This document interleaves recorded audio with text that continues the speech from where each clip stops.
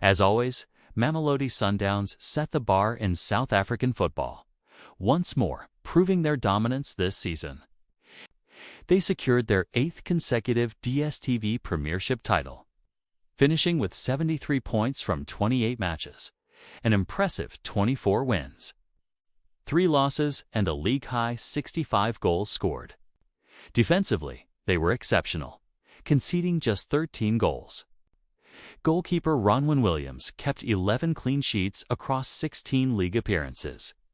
Offensively, Lucas Ribeiro claimed the Golden Boot with 16 goals, supported by Rainers on 14. Midfield maestros Marcelo, Allende and Zwane provided creativity and control. On the continental front, Sundowns reached the CAF Champions League final, marking their deepest run in the competition since 2016.